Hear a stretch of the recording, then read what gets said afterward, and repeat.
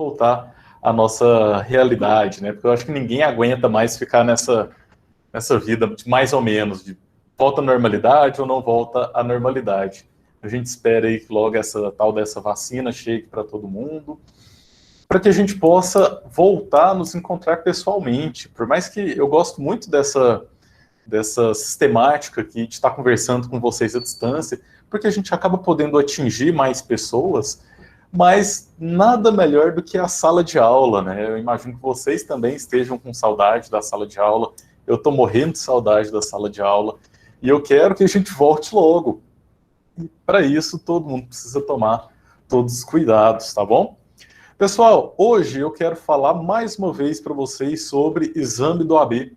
Eu sempre bato nessa tecla do exame do AB, porque como acho que a maioria aqui deve saber, a maioria me conhece, eu tenho um projeto voltado para o exame do AB, que é o Mapa do Direito. Então, meu objetivo com esse projeto é que todos vocês, meus alunos, sejam aprovados no exame da OAB. Tá? Então, hoje a gente vai falar um pouquinho sobre a primeira fase da OAB. Já fizemos várias outras lives sobre a segunda fase da OAB também. Eu tenho, nesse projeto, tem um canal do YouTube, deixa eu já compartilhar aqui, ó. Esse material aqui. Isso. Nesse material aqui, tem os links do Mapa do Direito, tá? Do nosso canal do YouTube, agora em 2021, eu estou fazendo 2 lives todas as semanas, e todos os dias tem vídeos novos, exclusivamente sobre o exame do AB. Então, já peço para que você entre lá, já pode deixar o seu like. A gente está com uma promoção essa semana, o like está de graça, é só entrar e clicar, não precisa pagar nada. Para fazer a inscrição no canal também está de graça. E hoje eu quero, então, falar especificamente sobre a primeira fase da OAB, tá? Vou falar uma estratégia de estudos, que é uma estratégia que vai aumentar muito as suas chances de aprovação.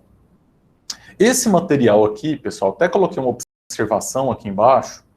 Esse material está disponível para download no site www.mapadodireito.com.br/reta final. E aí aqui, quando você entra nesse site, que é o mapadodireito.com.br/reta final, vai abrir essa página aqui, que é uma plataforma de estudos, tá? E nessa plataforma eu coloco... Por gentileza, professor, repete o site, por favor. Perfeito. É o www.mapadodireito.com.br/reta final. Tá? Reta final. Então ele vai abrir, esse aqui é uma plataforma. Nessa plataforma eu coloquei alguns vídeos aqui, alguns mini cursos, alguns cursos que eu já ministrei, que estão gravados. Não precisa nem de criar usuário e senha para entrar, é só acessar que já entra direto. Então aqui tem muito mais coisas relacionadas à segunda fase da OAB, tá? Então tem muito material para a segunda fase da OAB. Quando você vem descendo a tela aqui, tem meu e-book também, que é o Mapa da Aprovação na OAB. Esse e-book é só clicar e baixar, é um material completo sobre o exame do OAB, são 140 páginas, então para quem não baixou, baixe ele. E aqui embaixo a gente tem também o PDF das lives de 2021. Algumas lives eu estou fazendo um material de apoio, tá? E essa de hoje está aqui, então quem já quiser entrar e baixar, é só clicar aqui que vocês conseguem ir acompanhando aí, tá certo? Ok? Beleza. Então, pessoal, o que eu quero falar sobre a primeira fase do OAB? A primeira fase do OAB, para quem nunca fez, e aí só para eu ter uma noção, aqui tem alguém aí que está assistindo que está mais para o começo da faculdade? Tipo ali até o 5º período da faculdade? Ou todo mundo aqui já está mais para o final? Eu estou no 5º período. Ok. Mas a maioria, de qualquer forma, eu imagino que esteja mais no final, né? 6º período, professor. 6º período. Tá. 9º. Beleza. Então, assim, eu só queria descobrir como que eu faço para mutar todo mundo. Você tem que mutar um a um, professor, mas nesse caso aí que está o volume é da Anailda. Tá bom, dona Hilda, então vamos tomar cuidado aí. Às vezes acontece no microfone. O meu vizinho, agorinha, ele ligou o rádio na Rádio Terra. Ele estava ouvindo a música sertaneja, assim, altíssima. Eu pensei que a nossa live ia ter fundo musical de música sertaneja, mas ele resolveu desligar. Não sei se ele está assistindo a live. Um abraço aí, vizinho, acho que não. Mas por ter sido na Rádio Terra, eu já fiquei satisfeito, porque para quem não sabe também, então já vamos fazer propaganda. Eu participo do Jornal da Terra, que é um programa da Rádio Terra, toda quinta-feira às 7 da manhã. Eu sou comentarista político lá. Então, todas quinta-feira às 7 da manhã a gente está lá. Se você estiver sem fazer nada, sintonize.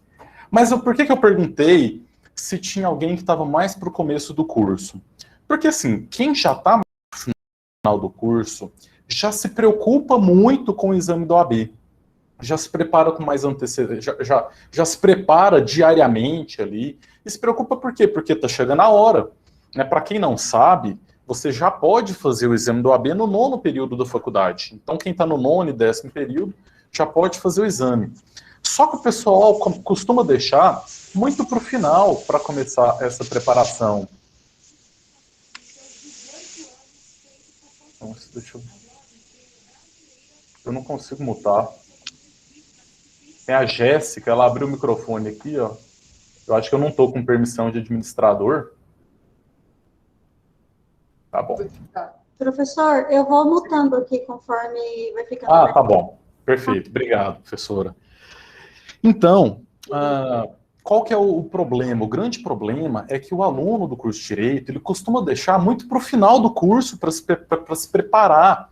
A grande realidade, e assim, eu posso falar isso com a mais absoluta tranquilidade, porque em primeiro lugar eu já fui aluno, eu já estive aí do lado de vocês, então eu sei como que funciona.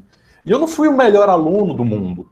Eu tive períodos que eu estava mais focado, eu estudei mais, mas eu tive períodos que eu estava passando por problemas na minha vida pessoal, e eu levava o curso assim, com a barriga mesmo, só para conseguir passar.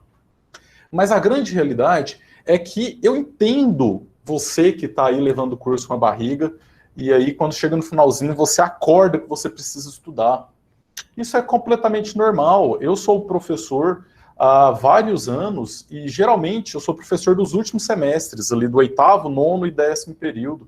Então eu vejo o pessoal, às vezes, que assim, foi carregando os cursos, até foi empurrando o máximo possível, e quando acorda, para e pensa, nossa, mas eu não sei nada.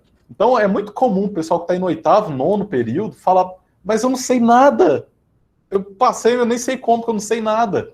É completamente natural. Você que está nessa situação, você não está sozinho. E se acalme que tem solução. Tem gente que às vezes vai demorar um pouquinho mais para passar, outros vão demorar um pouquinho menos, o que é completamente natural também. Ninguém precisa passar de primeira nesse exame de jeito nenhum. Na sua carteira da OAB, não vem lá falando passou de primeira, ou então tirou nota 10. A sua carteira ela vai valer do mesmo jeito que a do outro que demorou 3, 4, 5 vezes. Tem pessoas que vão demorar mais. Eu tive um cliente que ele fez a prova por 27 vezes. Mas isso não é o comum, isso não é o normal. Geralmente o pessoal passa na segunda, terceira, quarta tentativa, já consegue essa aprovação. Mas o que eu quero falar para você, que está mais para o início do curso, para quem está aí 5º, 6º período da faculdade, é que você já precisa começar a se preparar para o exame do OAB. Não deixe para começar a preparar no 9º período, porque quando você estiver no 9º período, tem um negócio chamado TCC, que é o trabalho de conclusão do curso.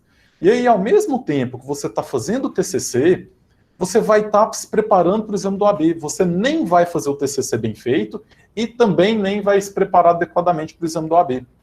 Agora, se você já começou há mais tempo, no 3º, 4º, 5º período, você já começa a pensar no exame, a se programar para ele, a estudar, a fazer suas revisões, quando chegar lá na hora, isso já vai estar bem mais fácil. Então, essa é a primeira dica, que ela é importantíssima. Quem está aí no meio do curso, a hora para começar a estudar para o exame do OAB é agora. Não é ontem, não é amanhã. É agora, você já tem que começar a estudar. E a primeira fase, ela tem particularidades muito, muito interessantes, porque é uma prova muito extensa, são 80 questões, cada questão tem A, B, C e D cada, e são 17 disciplinas. Então, assim, cai coisa demais. Ninguém sabe tudo, ninguém consegue acertar todas as questões. Às vezes um louco aí faz 79, 80 questões, mas você só precisa acertar 40. Acertando 40 já é suficiente. O problema é como fazer para acertar 40 questões. Tem várias formas de você estudar, várias metodologias. No canal, eu já gravei vídeos, já gravei aulas falando sobre um monte de maneiras de você se preparar especificamente para a primeira fase da OAB.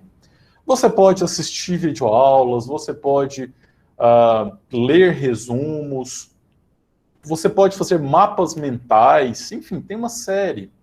Mas tem uma metodologia que ela é superior do que as outras, e isso é comprovado cientificamente.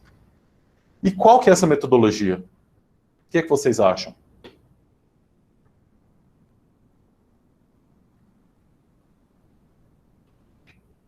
Ninguém? Resolução de questões? Resolução de questões, exatamente. Pessoal, quando você vai fazer a prova, lá na prova você vai ter que resolver questões.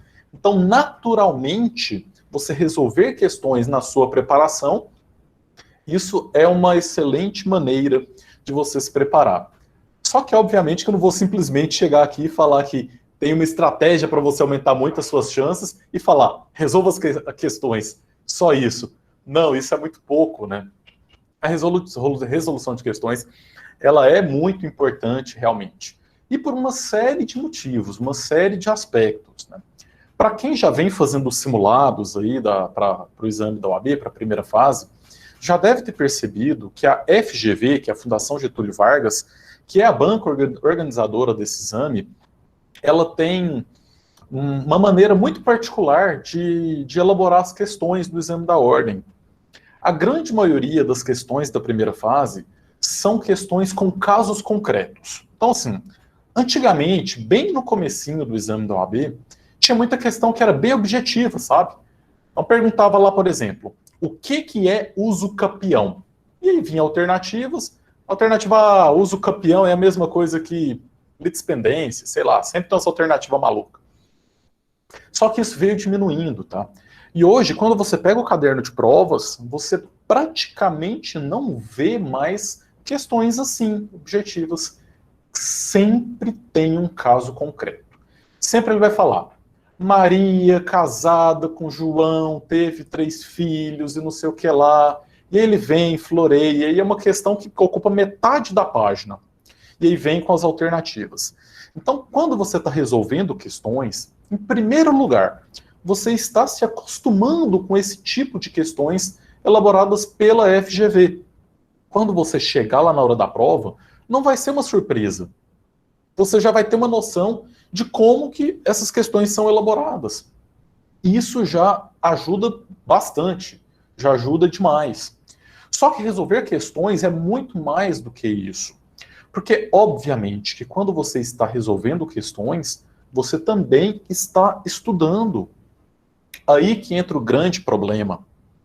A grande maioria dos estudantes, quando vai fazer resolução de questões, o que eles fazem? Eles pegam, imprimem uma prova. Acho que eu até tenho uma prova aqui, deixa eu pegar aqui. Para quem nunca viu a cara da prova da OAB, da primeira fase, olha só. Aqui ela vem. Depois eu vou colocar aqui nessa outra câmera para mostrar para vocês. Mas a grande maioria dos estudantes simplesmente pega um monte de questões e começa a resolver. Aí começa a fazer as questões. E em primeiro lugar, parece que faz com pressa. Pensa que assim, nossa, eu vou resolver 50 questões em 1 hora e isso vai ser bom demais. Esse já é o primeiro erro. Claro que quando você resolve questões, você tem que ter agilidade, sim. Porque lembrando, o exame ele é composto por 80 questões e você tem 5 horas para resolver. Ou seja, você vai ter aproximadamente 3 minutos e meio para resolver cada questão, o que é pouquíssimo tempo. Mas assim, quando você está estudando, é natural, é normal você começar demorando mais tempo. Às vezes você pega uma questão e você fica 10 minutos analisando essa questão. Você para, pensa, questão, que não sei e tal. Tranquilo, não tem problema, até porque você não está fazendo um simulado.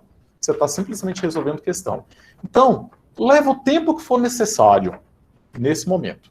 Quando você estiver fazendo simulados, aí sim você vai treinando a sua velocidade. Aí você vai cronometrar o tempo que você está demorando para resolver cada questão, para resolver as 80 questões.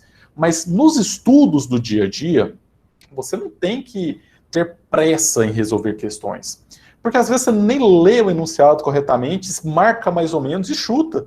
Você já viu chutar resolvendo questões na hora dos estudos? Isso não vai adiantar nada, você só vai estar enganando a si mesmo. E aí o que esse estudante faz? Então ele imprimiu algumas questões, ele resolveu essas questões.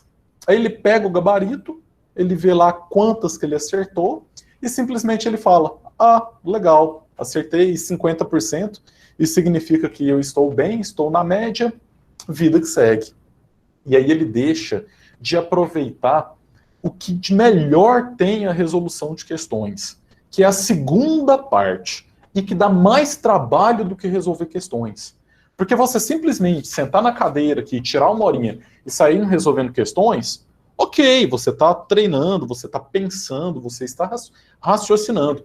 Só que tem algo que o pessoal esquece, que ajuda muito mais do que simplesmente fazer isso, que é corrigir essas questões corretamente depois.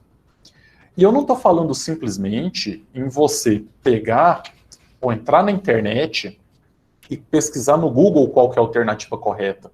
Isso também não adianta nada, não serve para nada. Inclusive, o que eu digo para quem gosta de estudar, utilizando aqueles aplicativos de questões, que tem vários aplicativos aí, né? E é legal, porque tem muita questão, é bacana, você vai ter questões atualizadas, só que isso deixa o aluno preguiçoso. Você fica preguiçoso, porque ele já dá tudo de mão beijada. Você clica na questão, se ela tiver certa, ele dá um verdinho para você, se ela tiver errada, ela já mostra para você qual que é a certa, já mostra qual que é a fundamentação, já mostra um comentário de um professor. Isso você vai ficando preguiçoso. E você precisa trabalhar para poder chegar nessa resposta. Porque quando você trabalha para chegar nessa resposta, aí sim você está raciocinando, aí sim você está fazendo uma grande revisão sobre aquele assunto daquela questão. Então não basta simplesmente sair resolvendo questões. Resolveu questão, depois você vai tirar um tempo para corrigir elas. Ah, estou fazendo a questão 18, errei a questão 18, agora vamos entender por que eu errei ela. Ah, beleza, isso aqui é uma questão de direito do trabalho. Então agora vamos tentar entender o que aconteceu, como que eu vou fazer para descobrir isso aqui. Vou simplesmente sair pesquisando no Google? Não façam isso. Existe uma maneira muito melhor para você conseguir descobrir qual que é a resposta correta. E é claro que isso não vai utilizar a prova. Isso eu estou falando que é uma estratégia para você estudar. Porque quando você corrigir utilizando essas questões aqui, utilizando essa estratégia, você está treinando o seu cérebro, você está fazendo uma revisão sobre aquele assunto. E aí, é claro, pessoal, que eu não estou falando que você nunca vai poder utilizar os comentários que tem nesses aplicativos de questões, que você nunca tem que ler os comentários. Só que isso não pode se tornar uma rotina no sentido de você simplesmente já receber tudo de mão beijada. Mas é o seguinte, tenta fazer a correção. Se você não estiver dando conta de encontrar, se você estiver com dificuldade, se você acha o artigo com fundamento e não está entendendo, aí sim você vai utilizar o comentário. O comentário está lá para isso, é para poder te explicar, não é simplesmente para te dar tudo de mão beijada.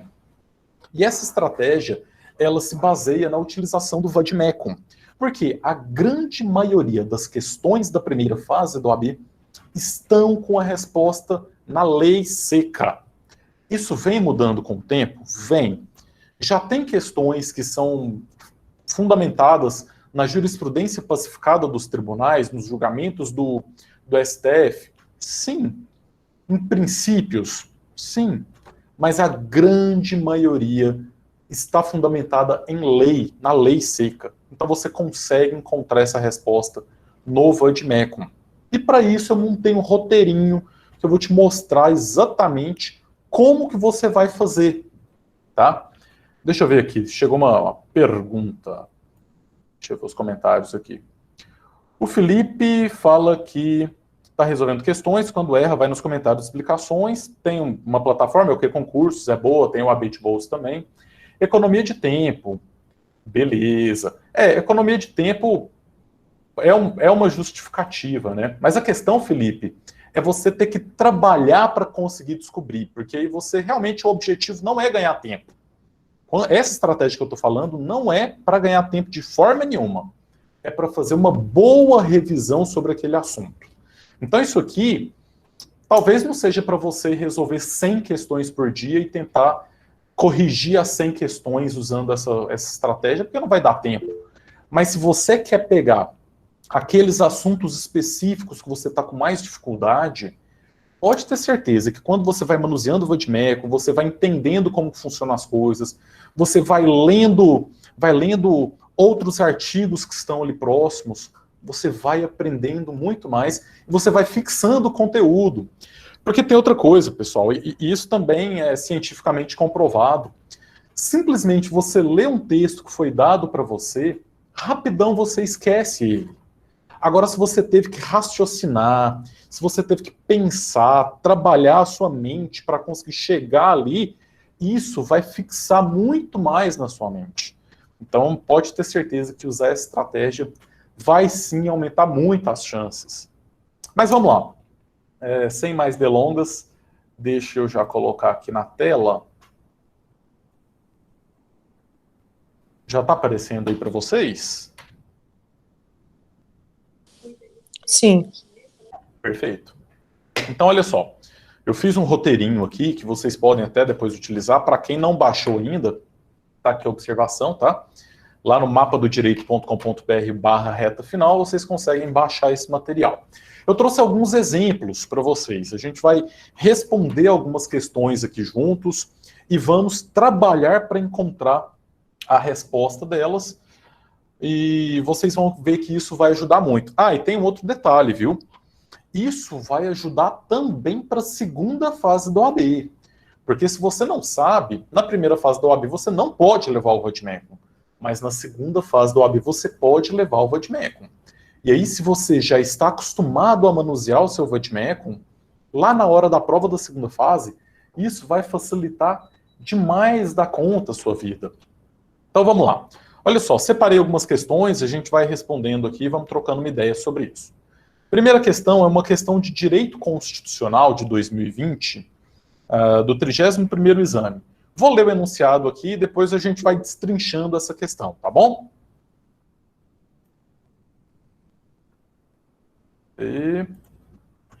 Vamos lá. José Maria, no ano de 2016, foi eleito para exercer o seu primeiro mandato como prefeito da cidade Delta, situada no estado Alfa. Nesse mesmo ano, a filha mais jovem de José Maria, Janaína, 22 anos, elegeu-se vereadora e já se organiza para um segundo mandato como vereadora. Rosária, 26 anos, outra filha de José Maria, animada com o sucesso da irmã mais nova e com a popularidade do pai, que pretende concorrer à reeleição, faz planos para ingressar na política, disputando uma das cadeiras da Assembleia Legislativa do Estado Alfa. Diante desse quadro, a família contrata um advogado para orientá-la. Após analisar a situação, seguindo o sistema jurídico constitucional brasileiro, o advogado afirma que, e aí vem as alternativas. Alternativa A: as filhas não poderão concorrer aos cargos almejados, a menos que José Maria desista de concorrer à reeleição para o cargo de chefe do Poder Executivo do município Delta. Alternativa B: Rosária pode se candidatar ao cargo de deputada estadual, mas Janaína não poderá se candidatar ao cargo de vereadora em Delta, pois seu pai ocupa o cargo de chefe do Poder Executivo do referido município. Alternativa C: as candidaturas de Janaína para reeleição ao cargo de vereadora e de Rosária para o cargo de deputada estadual não encontram obstáculo no fato de José Maria ser prefeito de Delta. Alternativa D: Janaína pode se candidatar ao cargo de vereadora, mas a sua irmã Rosária não poderá se candidatar ao cargo de deputada estadual, tendo em vista o fato do seu pai exercer a chefia do Poder Executivo do município. Então, aí, é uma questão de direito constitucional. Você vai primeiro tentar responder ela. Tentou responder, ok. Mas eu quero ensinar como que você faz para corrigir. Então, esse é o método para correção de questões, é um método sem pressa, é um método para você aprender tudo sobre esse assunto dessa questão, tá? E outra coisa, as questões da OAB, elas se repetem muito, não o caso inteiro, né? Mas eles simplesmente pegam a mesma coisinha ali, mudam alguma coisa no caso concreto e acaba sendo o mesmo assunto. Então vamos lá. Primeira coisa que a gente tem que fazer. Vamos ler mais uma vez o enunciado e aí você vai marcando as palavras mais importantes. Vai circulando as palavras mais importantes. Já fiz isso, eu já deixei aqui de amarelo. Então já marquei que o José Maria, só para a gente lembrar o nome. Olha só, o José Maria, ele é prefeito da Cidade Delta. Então vamos entender com calma. Prefeito da Cidade Delta é o José Maria. Ele tem uma filha, Janaína, que já foi eleita vereadora. Então, o detalhe que a gente tem que ver aqui é o seguinte: no mesmo ano que José Maria se elegeu prefeito, a Janaína ela também se elegeu vereadora. Ou seja, quando os dois se candidataram, nenhum tinha nenhum cargo, não tinha nenhum mandato. Então, os dois puderam se candidatar de forma concorrente, sem problemas nenhum. E isso não tem nenhum impedimento. Os dois ganharam. Ele para prefeito, a filha para vereadora. A Rosária. E aí, a Janaína, que já é vereadora, ela quer ser reeleita. A Rosária, que também é filha, ela quer ser deputada estadual, na Assembleia Legislativa. Então, ela não quer ser vereadora, ela quer ser deputada estadual. E aí, basicamente, a questão quer saber se pode ou se não pode. Então, a gente marcou aqui, ó, na alternativa A, fala que elas não podem, só pode se o José Maria desistir de concorrer para prefeito. Alternativa B, fala que ela pode se candidatar, a Rosária, mas a Janaína não vai poder. Rosária é a que quer ser deputada, a Janaína é a que quer ser vereadora. A alternativa F fala que as duas podem ser candidatas, e a alternativa D fala que a Janaína pode, mas a Rosária não pode. E aí a gente tem que fazer o quê, então? Aqui que eu falo que é algo que é muito importante, que é chamada interpretação de texto. Um dos grandes problemas que eu vejo de quem está se preparando para a OAB é não conseguir interpretar o texto corretamente. Ou seja, a pessoa lê o enunciado, mas não consegue entender exatamente o que ele quer dizer. Às vezes porque lê muito rápido, não presta muita atenção, e aí, se você não sabe o que o examinador quer de você, é impossível você responder corretamente. Tá? Então, segundo passo que você vai fazer, entra na cabeça do examinador. Pense como se você estivesse elaborando essa questão. O que o examinador ele quer saber nessa questão aqui específica? Ele quer saber basicamente duas coisas. Se a Janaína, que já é vereadora, se ela pode se candidatar à reeleição, e se a Rosária, que também é filha do prefeito, pode se candidatar a deputada estadual. Então, o caso é o seguinte, nós temos um prefeito que tem uma filha vereadora que quer ser reeleita e tem outra filha que quer ser deputada estadual. Pode ou não pode? Vou fechar um pouquinho, por favor. Isso. É isso que ele quer saber. Então, gaste um tempo para entender o que o enunciado quer dizer. Tá? Isso é extremamente importante. Beleza. Você já sabe, então, o que o enunciado quer dizer, o que o examinador quer saber. Aí sim a gente começa o terceiro passo. Que o terceiro passo é, a gente vai pensar, né? Para e pensa um pouquinho. O que a gente tem que pesquisar? Bom, é uma questão de direito constitucional, então, obviamente, que a gente vai tentar pesquisar na Constituição Federal. Talvez esteja em uma outra legislação, a gente começa pela Constituição Federal. E como que você faz para pesquisar na Constituição Federal? Aqui está meu vademecum. Deixa eu ver se está mostrando aí para vocês. Acho que já está mostrando o Vademecum, né? Então, pessoal, como que você faz para pesquisar alguma coisa no Vademecum?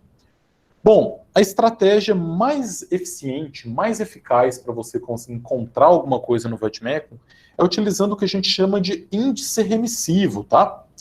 Cada Vademecum, ele é diferente, mas geralmente, quando você pega a Constituição Federal, depois, no final dela, você vai encontrar isso aqui, ó. Deixa eu colocar no comecinho dele. O índice remissivo da Constituição Federal. Como que funciona um índice remissivo? Tem algumas palavrinhas, e aí você pesquisa pelas palavras para encontrar os artigos correspondentes. Pode ser que às vezes você está achando que isso é muito básico que eu estou falando, mas pasmem, tem muita gente terminando o curso sem saber disso. Tem muita gente que não sabe utilizar o Vademecum, que é o principal material de consulta para o exame da OAB. Tem outras formas também que você pode pesquisar no seu material, no seu Vademecum. Geralmente, no início dele, tem um índice numérico com as leis, né? E às vezes tem no início de cada... Tem um índice, um outro tipo de índice também. Professor, desculpa, mas o seu som ficou longe. De cada código, às vezes, em alguns tem uma disposição pelos títulos e capítulos. Esse aqui tem, por exemplo. Então, se você quer saber quais são os capítulos da Constituição Federal, ele mostra aqui para você também. Mas, enfim, o que eu quero falar para vocês é que a gente vai tentar descobrir a resposta sem pesquisar no Google, sem olhar a resposta nos aplicativos de questões, simplesmente pesquisando no Vademecum. Esse vai ser o nosso objetivo. O som tá ruim. O som tá ruim. Isso, professor, se alguma coisa desconectou. Ninguém está me ouvindo, não? Estamos ouvindo, mas Tá ouvindo, mas tá ruim. Acho que provavelmente o seu áudio saiu, desconectou, alguma coisa assim. O som tá ruim ou ninguém está ouvindo nada? Som. 1, 2, 3. No microfone. Agora você tá usando dois aparelhos, professor? Não, eu não estou conseguindo. Eu não ouvi. Não estou ouvindo nada. Tem alguém falando alguma coisa? Falou.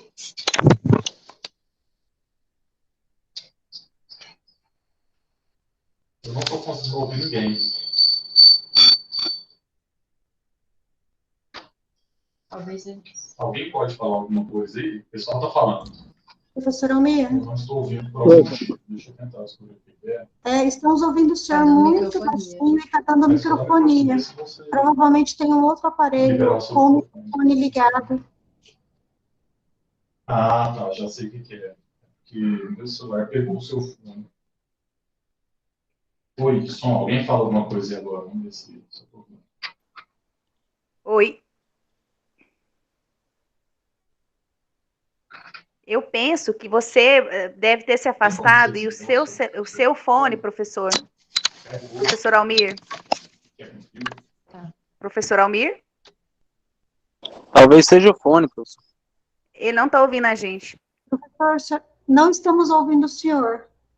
Ele também não está ouvindo a gente não, professora. Professor, a gente não está escutando o Professor, senhor. não estamos te ouvindo.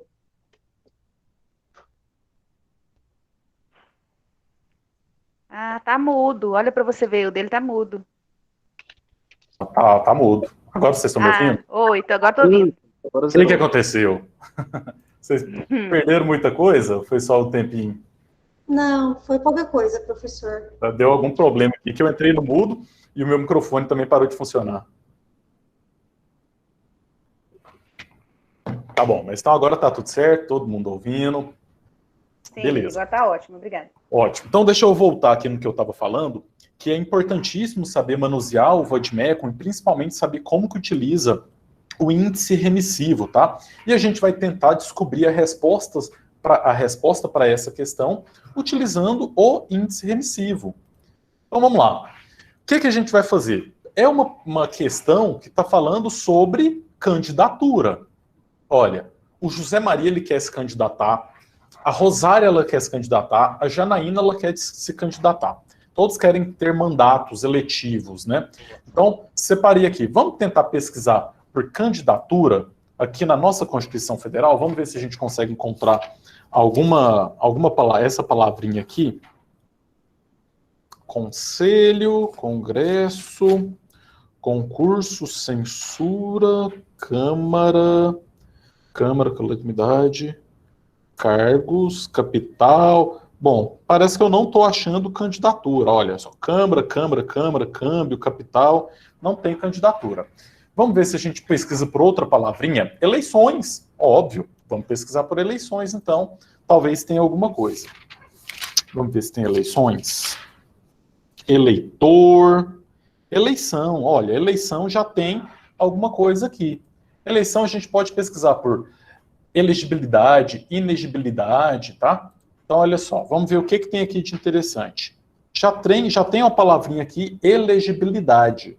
E dentro de eleição tem um monte de coisa também, inclusive condições de elegibilidade. Todos eles estão mandando a gente para o artigo 14, tá? Então, o que a gente faz? A gente dá uma olhada nesse artigo 14, vamos lá nele. O que diz o artigo 14 da Constituição Federal? Ele diz o seguinte: a soberania popular será exercida pelo sufrágio universal, pelo voto direto e secreto, com valor igual para todos e nos termos da lei, mediante plebiscito, referendo, iniciativa popular. Então, pessoal, olha só, para você achar uma resposta para essa questão, você já está fazendo uma revisão sobre direitos políticos. Então você já vai aproveitar e já vai dar uma lida em todo esse capítulo que trata sobre direitos políticos. Você vai entender a idade mínima para quais cargos, condições de elegibilidade, quem é inelegível, inalistável. Você vai falar vai entender sobre cassação de direitos políticos.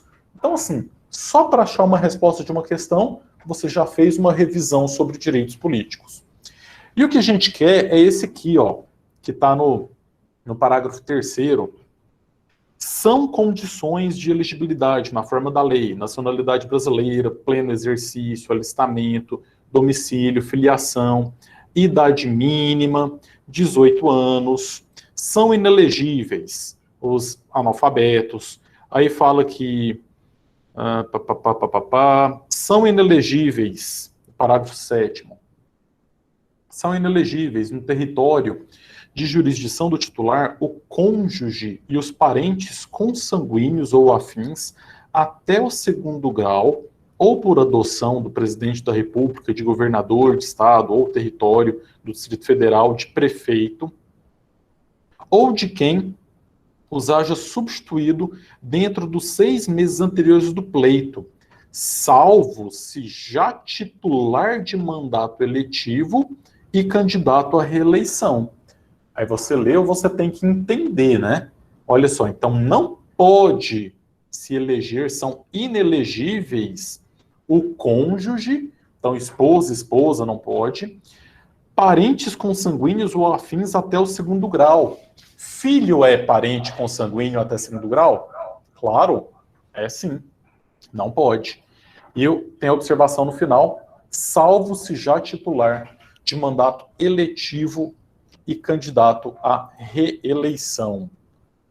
Então, olha só, a gente já encontrou esse artigo, que parece ser um artigo muito importante para a gente conseguir responder essa questão, tá? Aqui eu coloquei ele no material para ficar mais fácil de você entender.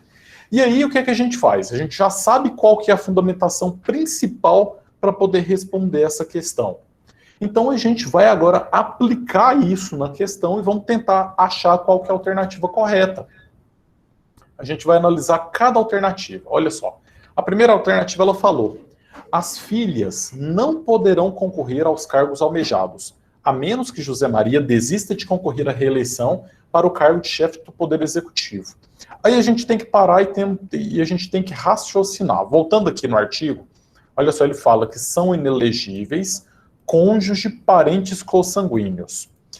O nosso querido José Maria aqui, ele é pai das duas. Ele é pai da Rosária e ele é pai da Janaína. Ou seja, parente consanguíneo. Isso significa que pode ou não pode as filhas serem eleitas, tá? Se candidatarem a algum tipo de mandato.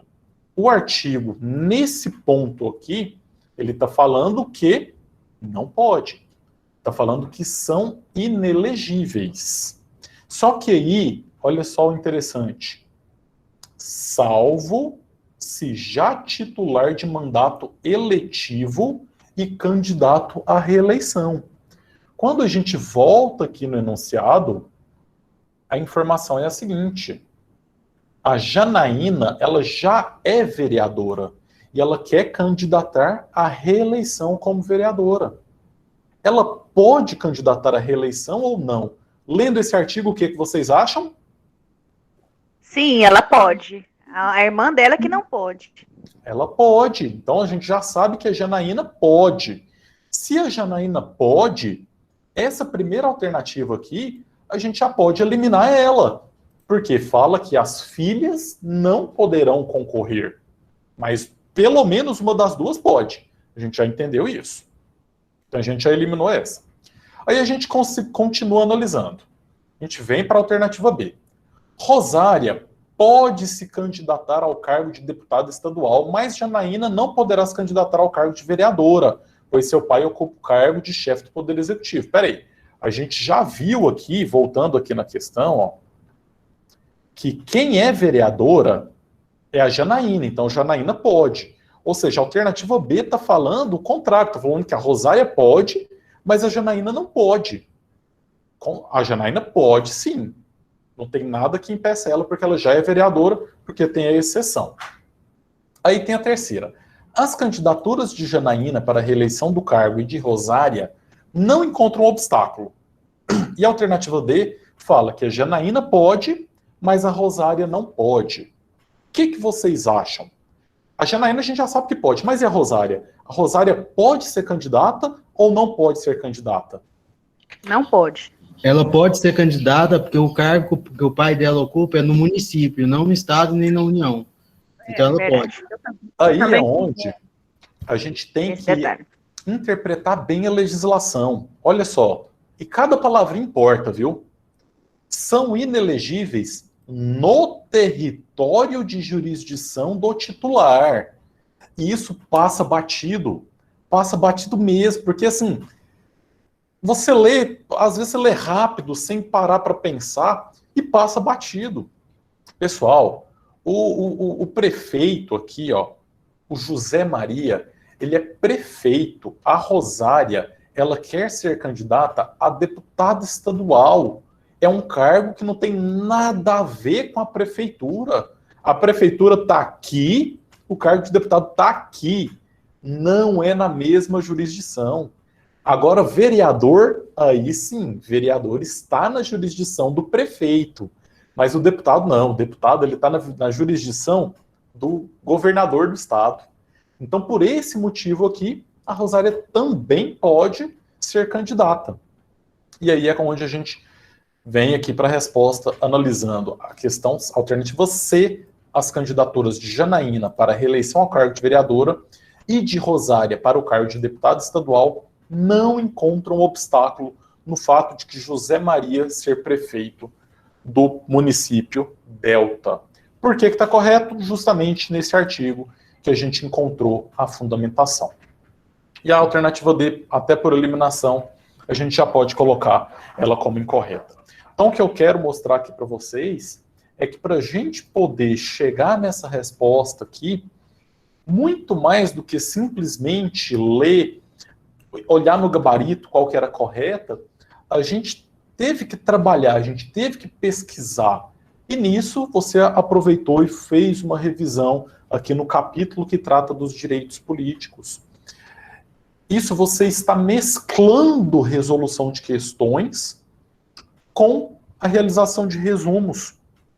Porque realizar resumos não, realização de revisões.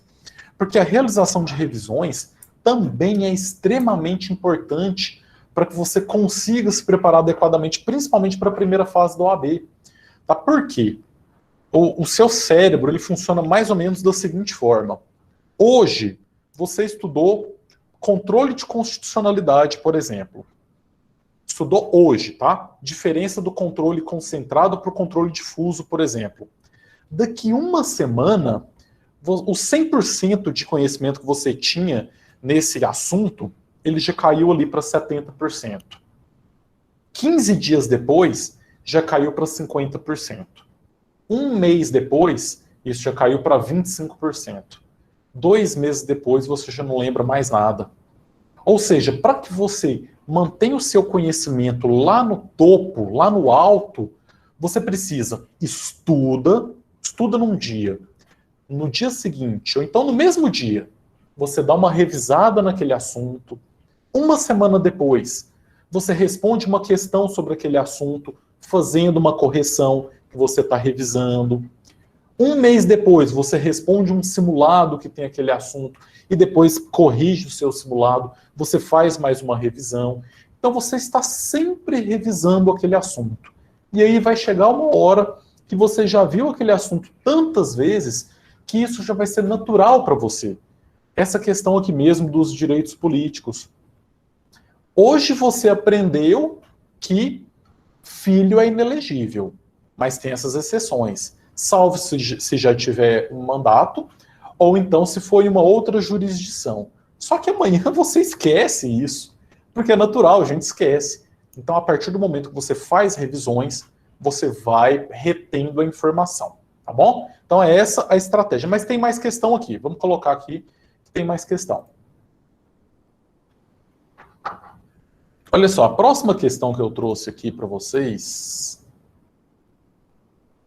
A próxima questão que eu trouxe aqui para vocês é uma questão de direito civil, também é recente, também do 31º exame, tá bom?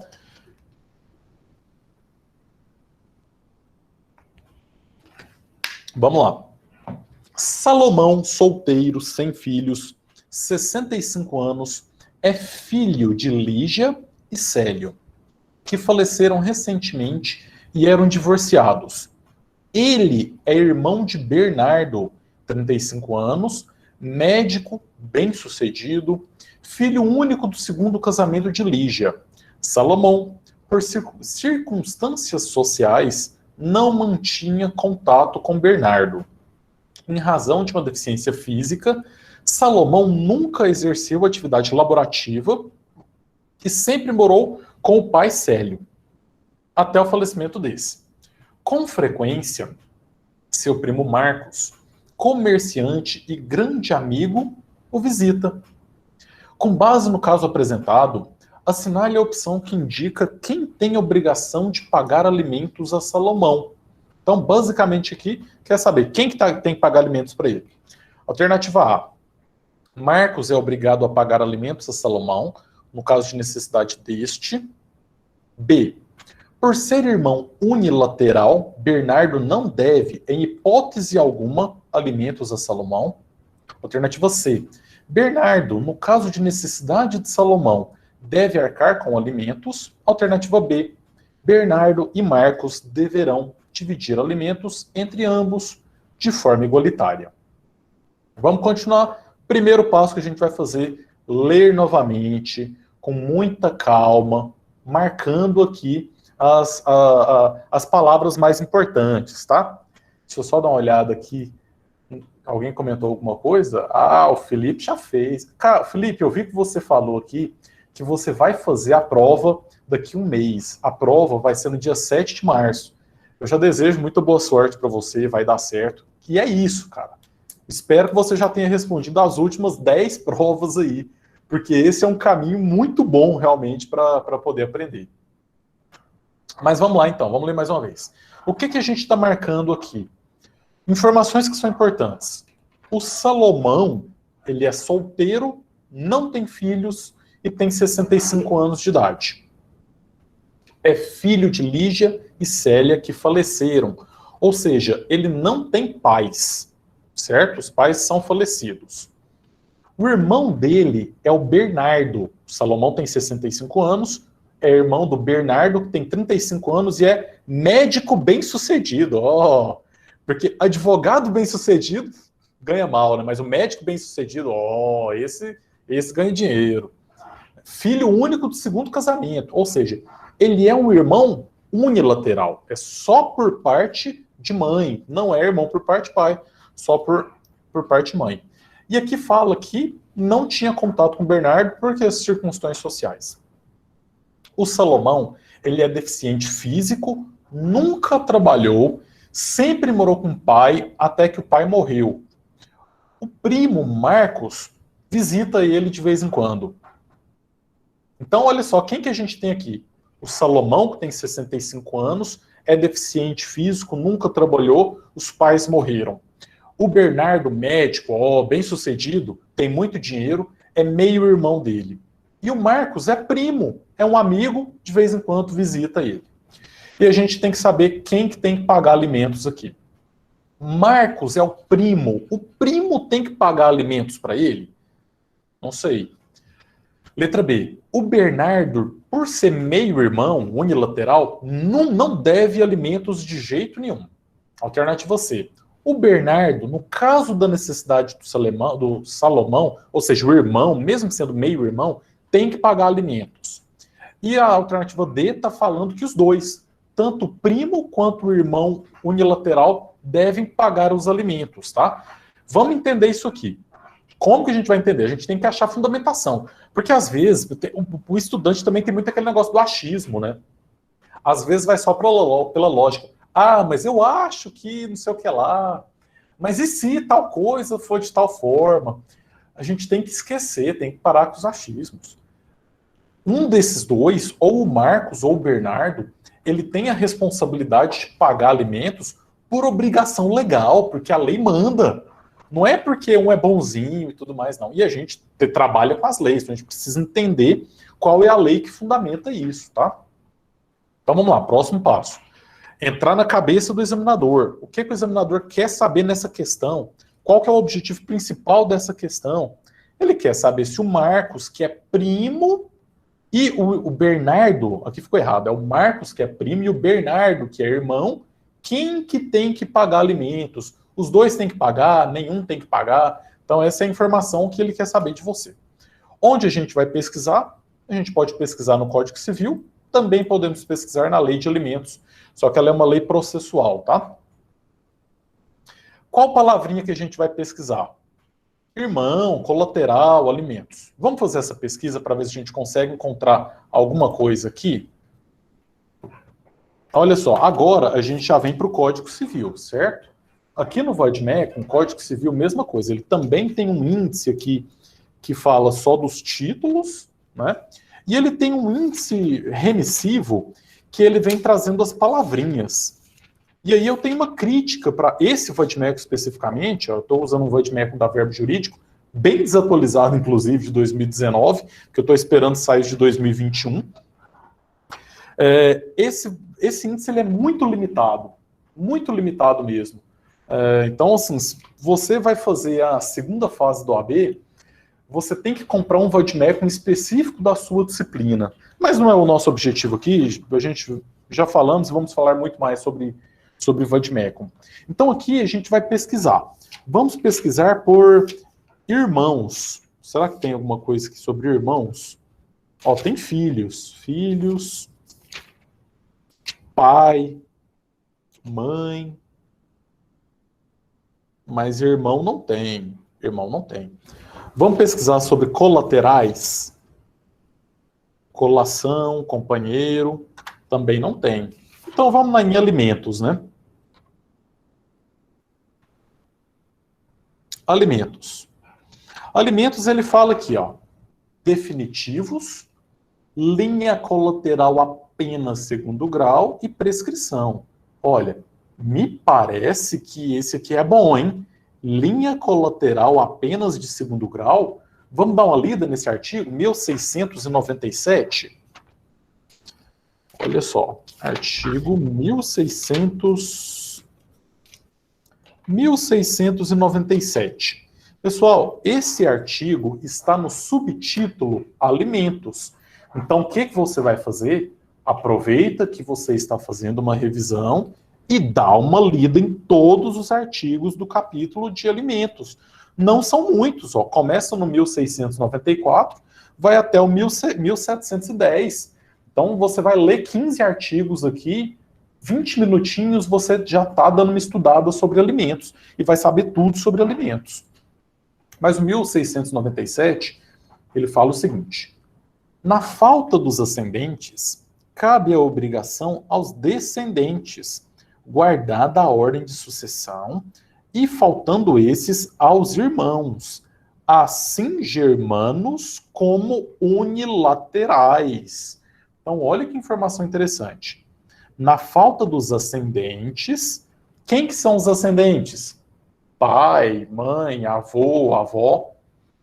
Cabe a obrigação aos descendentes. Quem são os descendentes?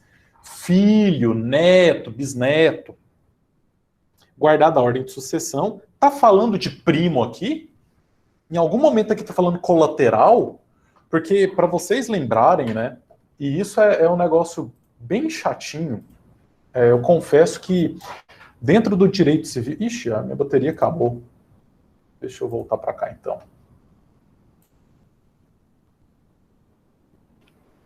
Aqui, pessoal, a gente tem que lembrar que dentro do direito aqui das sucessões, né, é difícil a gente entender o que é ascendente, descendente, colateral, mas basicamente os colaterais eles não estão nesse artigo aqui, tá? Não está falando nada de colateral, mas está falando dos irmãos. Pessoal, só um minutinho, deixa eu só trocar a bateria dessa câmera aqui. Você pega a outra bateria da câmera, por favor?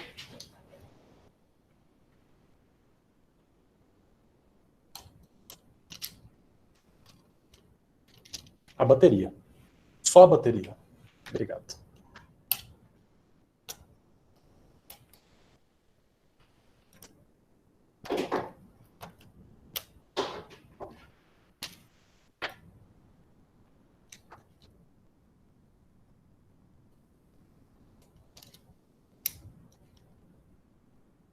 Ok.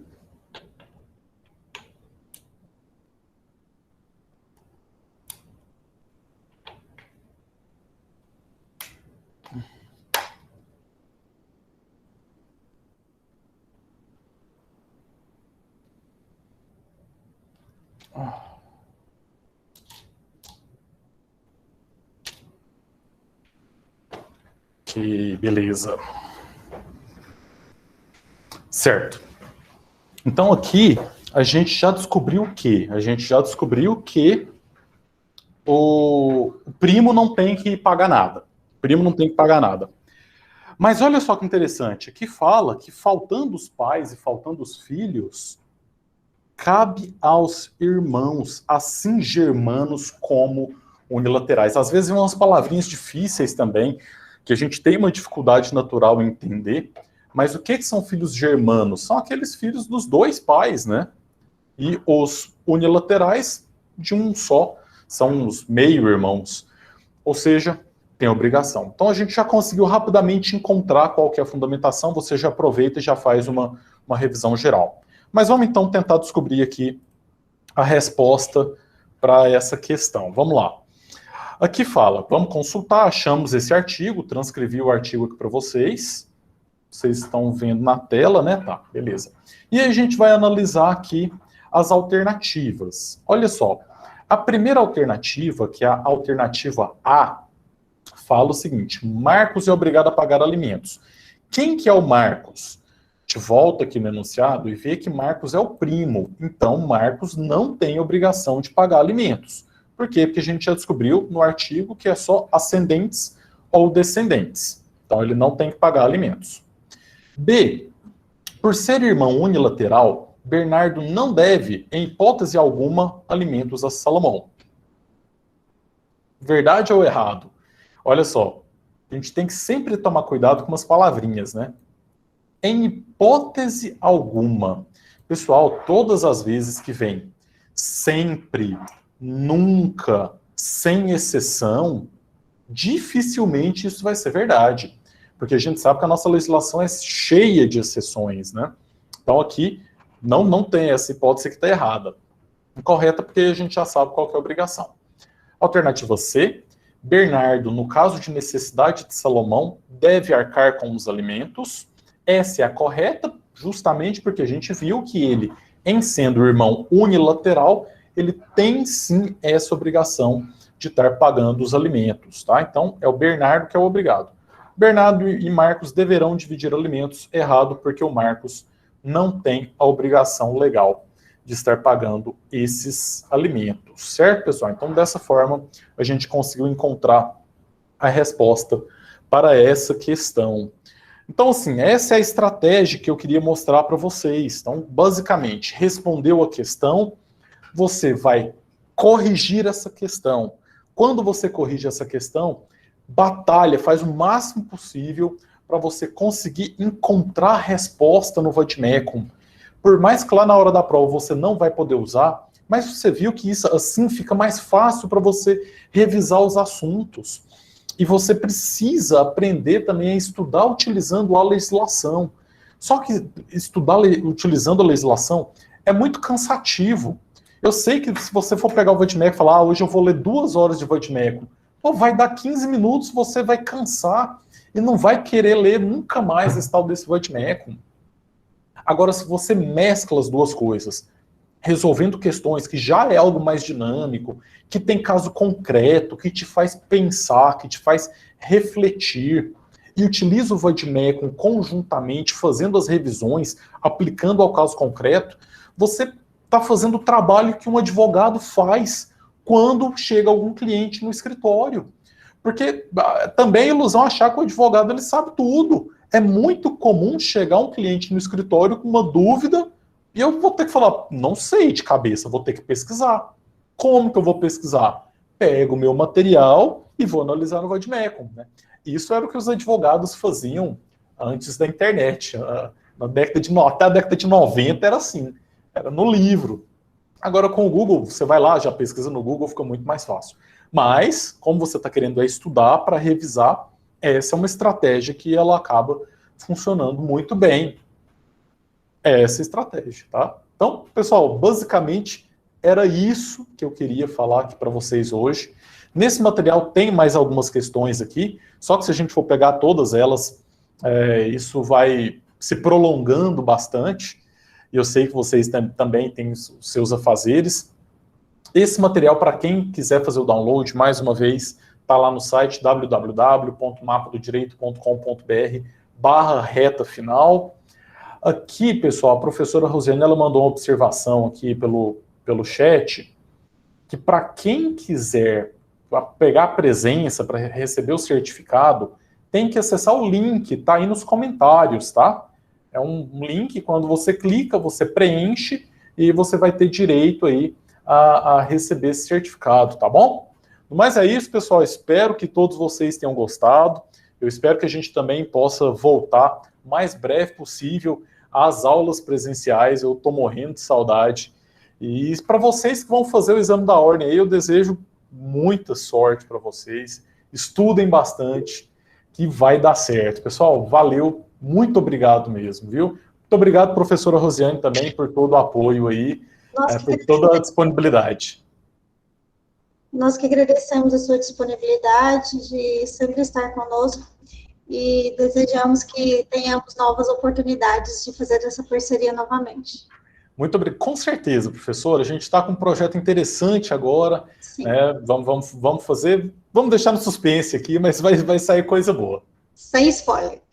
Meninos, sem spoiler. Coloquei aí no chat para vocês. Quem quiser receber o certificado, acesse o link do Google Forms e preencham ele com o nome e e-mail correto para que a gente possa estar providenciando o certificado de vocês.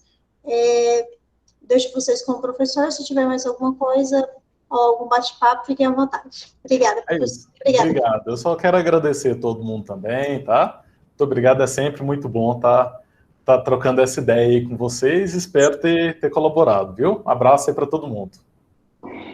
Professor, muito Foi obrigado. muito rápido, professor. Pois é, né? Mas teremos outras oportunidades. Eu sei, mas sua aula é maravilhosa. Deus abençoe. Obrigado. Valeu, gente.